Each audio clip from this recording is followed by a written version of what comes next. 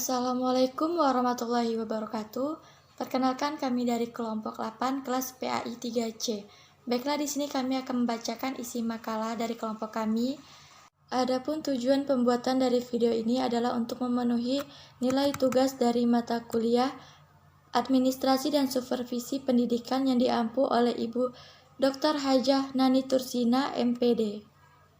Sebelum melanjut ke materi, sebelumnya saya akan memperkenalkan anggota dari kelompok 8, yaitu yang pertama, pemateri pertama ada saya sendiri, Widya Pitaloka, pemateri kedua yaitu Ika Dini, pemateri ketiga yaitu Reni Anggraini Gunawan, dan pemateri keempat yaitu Wahyu Sri Rizky.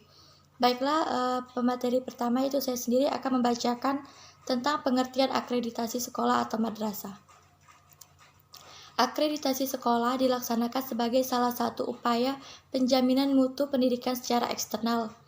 Dalam hal ini, pemerintah melaksanakan penilaian mutu secara periodik, yaitu yang menyasar semua sekolah. Untuk melaksanakan tugas ini, pemerintah membentuk sebuah lembaga khusus, yaitu Badan Akreditasi Nasional atau BAN.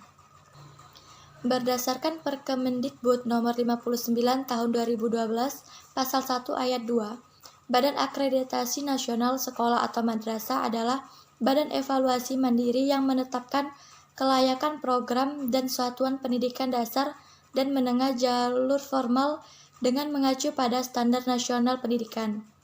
Selanjutnya pada pasal 1 ayat 6 dijabarkan bahwa sekolah atau madrasah adalah bentuk satuan formal yang meliputi sekolah dasar yaitu SD, madrasah ibtidaiyah yaitu MI, sekolah menengah pertama yaitu SMP atau MTS, sekolah menengah atas SMA, sekolah madrasah aliyah atau MA, sekolah menengah kejuruan atau SMK, dan madrasah aliyah kejuruan atau MAK. Akreditasi sekolah merupakan kegiatan yang dilakukan oleh pemerintah dan atau lembaga pendidikan pada jalur formal dan non-formal pada setiap jenjang dalam pendidikan, berdasarkan kriteria yang telah ditetapkan sebagai bentuk akuntabilitas publik yang dilakukan secara objektif, adil, transparan, dan komprehensif dengan menggunakan instrumen dan kriteria yang mengacu kepada standar nasional pendidikan. Akreditasi sekolah atau madrasah pada dasarnya adalah kegiatan penilaian atau asesmen yang dilakukan secara sistematis dan komprehensif melalui kegiatan evaluasi diri dan evaluasi eksternal atau visitasi untuk menemukan kelayakan dan kinerja sekolah menurut Imam Mahli dan Ara Hidayat 2018. Menurut Peraturan Menteri Pendidikan Nasional Nomor 29 Tahun 2005 tentang Badan Akreditasi Nasional Sekolah atau Madrasah menyebutkan bahwa yang dimaksud dengan akreditasi sekolah atau madrasah adalah suatu kegiatan penilaian kelayakan suatu sekolah atau madrasah berdasarkan kriteria yang telah ditetapkan BAN SM yang hasilnya diwujudkan dalam bentuk pengakuan peringkat kelayakan. Pengertian lain mengenai akreditas adalah sebuah proses penilaian secara komprehensif terhadap kelayakan dan kinerja satuan dan atau program pendidikan yang dilakukan sebagai bentuk akuntabilitas publik. Di dalam proses akreditasi, sebuah sekolah atau madrasah dievaluasi dalam kaitannya dengan arah dan tujuannya, serta didasarkan kepada keseluruhan kondisi sekolah atau madrasah sebagai sebuah institusi belajar. Akreditasi merupakan alat regulasi agar sekolah atau madrasah mengenal kekuatan dan kelemahan serta melakukan upaya yang terus-menerus untuk meningkatkan kekuatan dan memperbaiki kelemahannya. Menurut Direktorat Pembinaan Sekolah Menengah Pertama, Ditjen Manajemen Pendidikan Dasar dan Menengah Depdiknas 2007.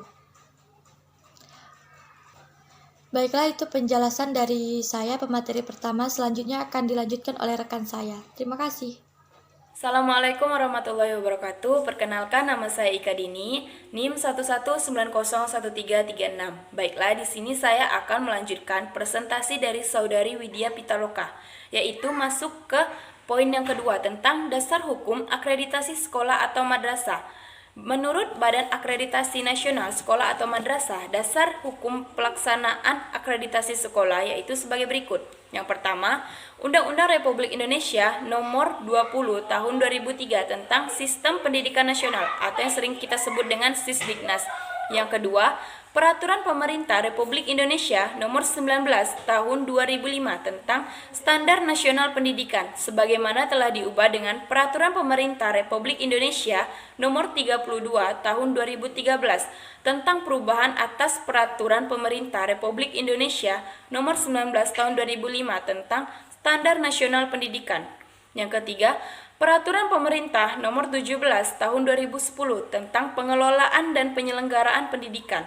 Yang keempat, Peraturan Pemerintah Nomor 48 Tahun 2008 tentang Pendanaan Pendidikan. Yang selanjutnya yang kelima, Peraturan Menteri Pendidikan Nasional Republik Indonesia Nomor 13 Tahun 2007 tentang Standar Kepala Sekolah atau Madrasah. Yang keenam, Peraturan Menteri Pendidikan Nasional Republik Indonesia Nomor 16 Tahun 2007 tentang Standar Kualifikasi Akademik dan Kompetensi Guru. Yang ketujuh, Peraturan Menteri Pendidikan Nasional Republik Indonesia Nomor 24 Tahun 2007 tentang Standar Sarana dan Prasarana Sekolah atau Madrasah Pendidikan Umum. Yang kedelapan, Peraturan Menteri Pendidikan dan Kebudayaan Republik Indonesia Nomor 31 Tahun 2014 tentang Satuan Pendidikan Kerjasama. Yang kesembilan, Peraturan Menteri Pendidikan dan Kebudayaan Republik Indonesia Nomor 59 Tahun 2012 tentang Badan Akreditasi Nasional. Yang ke-10, Peraturan Menteri Agama Republik Indonesia Nomor 90 Tahun 2013 tentang Penyelenggaraan Pendidikan Madrasah Pasal 1 Ayat 11. Selanjutnya yang ke-11, Peraturan Menteri Pendidikan dan Kebudayaan Republik Indonesia Nomor 63 Tahun 2014 tentang Pendidikan Kepramukaan sebagai ekstrakurikuler wajib. Yang ke-12, Kepmendikbud Nomor 193/P/2012 tentang perubahan atas Kepmendikbud Nomor 174/P/2012 tentang anggota Badan Akreditasi Nasional Perguruan Tinggi, Badan Akreditasi Nasional Sekolah atau Madrasah, dan Badan Akreditasi Nasional Pendidikan Nonformal periode 2012 sampai 2017. Yang selanjutnya ke-13, Surat Edaran Dirjen Pendidikan Islam Nomor SE DJI /PP 00/05/2008 tentang akreditasi sekolah. Baiklah, sekian presentasi dari saya. Selanjutnya akan disampaikan oleh Saudari Reni. Wassalamualaikum warahmatullahi wabarakatuh. Bismillahirrahmanirrahim. Assalamualaikum warahmatullahi wabarakatuh. Saya Reni Anggreni Gunawan, NIM 119011017. Di sini akan menjelaskan tujuan dan manfaat akreditasi sekolah atau madrasah. Tujuan umum dari akreditasi sekolah adalah untuk memberikan kepada masyarakat sebagai salah satu bentuk akuntabilitas publik lembaga pendidikan, dan tentu saja hal ini dengan sendirinya akan mendorong lembaga pendidikan agar secara terus-menerus meningkatkan kualitas pelayanannya bagi masyarakat sebagai pengguna lembaga pendidikan tersebut. Tujuan utama dilaksanakan akreditasi sekolah yaitu untuk menentukan tingkat kelayakan suatu sekolah dalam menyelenggarakan layanan pendidikan dan untuk memperoleh gambaran tentang kinerja sekolah secara komprehensif. Adapun tujuan lainnya yaitu memberikan informasi tentang kelayakan sekolah atau madrasah atau program yang dilaksanakannya berdasarkan standar nasional pendidikan, memberikan pengakuan peringkat kelayakan, memberikan rekomendasi tentang penjaminan mutu pendidikan kepada program atau satuan pendidikan yang diakreditasi dan pihak terkait. Selain tujuan tersebut, akreditasi sekolah juga memiliki manfaat, yaitu sebagai acuan dalam upaya meningkatkan sekolah atau madrasah dan rencana pembangunan sekolah atau madrasah, sebagai motivator agar sekolah atau madrasah terus meningkatkan mutu pendidikan secara bertahap dan kompetitif baik di tingkat kabupaten, kota, provinsi, nasional, bahkan internasional. Menjadi umpan balik dalam usaha pemberdayaan dan pengembangan kinerja warga sekolah atau madrasah dalam rangka menerapkan visi, misi, tujuan, sasaran, strategi, dan program sekolah atau madrasah. Membantu mengidentifikasi sekolah atau madrasah dan program dalam rangka pemberian bantuan pemerintah, investasi dana swasta, dan donatur atau bentuk bantuan lainnya. Sebagai bahan informasi bagi sekolah atau madrasah, sebagai masyarakat belajar untuk meningkatkan dukungan dari pemerintah, masyarakat maupun sektor swasta dalam hal profesionalisme, moral, tenaga, dan dana. Membantu sekolah atau madrasah dalam menentukan dan mempermudah kepindahan peserta didik dari suatu sekolah ke sekolah lain, pertukaran guru, dan kerjasama yang saling menguntungkan. Badan Akreditasi Nasional Sekolah atau Madrasah menyatakan bahwa hasil akreditasi dapat berguna bagi kepala sekolah, guru, masyarakat, dan peserta didik sesuai peran, fungsi, dan statusnya masing-masing.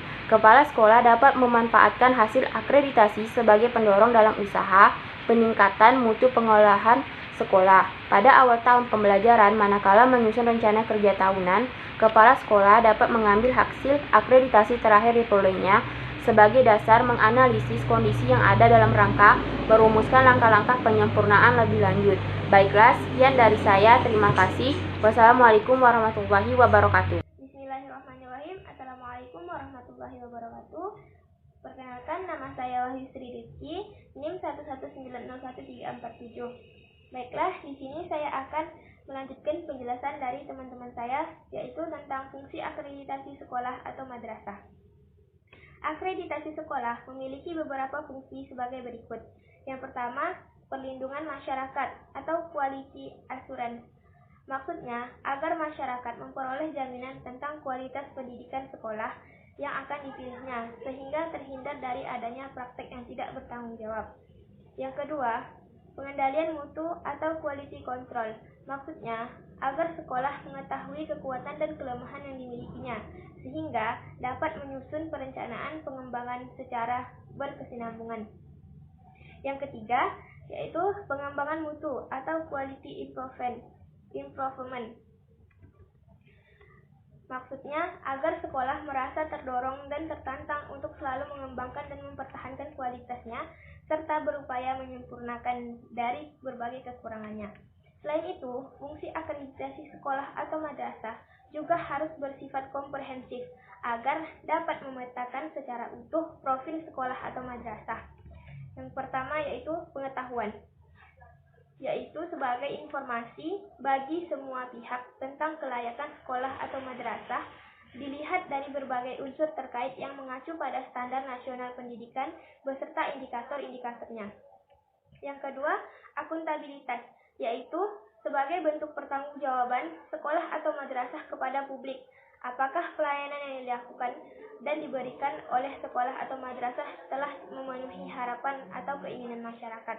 Yang ketiga, yaitu pembinaan dan pengembangan, sebagai dasar bagi sekolah atau madrasah, pemerintah, dan masyarakat dalam upaya peningkatan atau pengembangan mutu sekolah atau madrasah. Yang terakhir, pembahasan tentang prinsip-prinsip akreditasi sekolah atau madrasah. Prinsip-prinsip yang dijadikan pijakan dalam melaksanakan akreditasi sekolah atau madrasah adalah objektif, komprehensif, adil, transparan, akuntabel, dan profesional. Yang pertama yaitu objektif.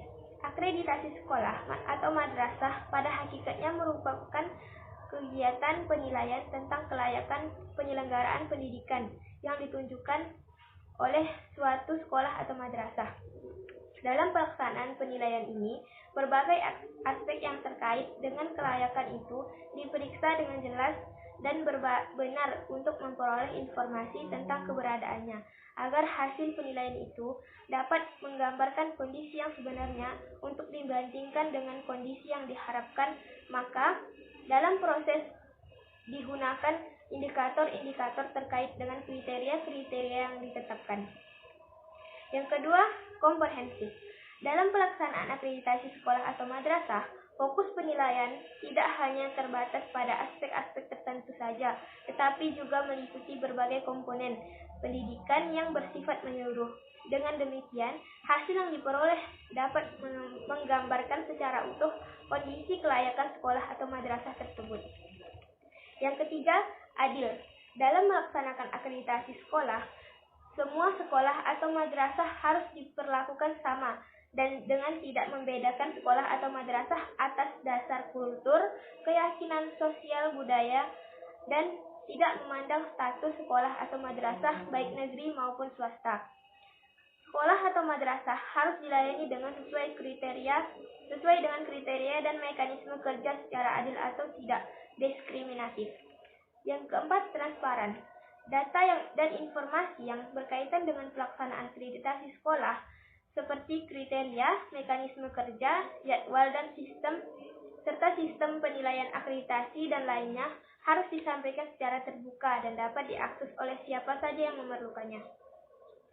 Yang kelima, akuntabel. Pelaksanaan akreditasi sekolah harus dapat dipertanggungjawabkan baik dari sisi penilaian maupun keputusannya sesuai dengan peraturan dan prosedur yang telah ditetapkan. Dan yang terakhir, profesional. Pelaksanaan akreditasi sekolah atau madrasah dilakukan oleh orang-orang yang memiliki kompetensi dan integritas yang tinggi. Demikianlah penjelasan dari saya. Kurang lebihnya kami mohon maaf. Wabillahi taufiq wal hidayah. Wassalamualaikum warahmatullahi wabarakatuh.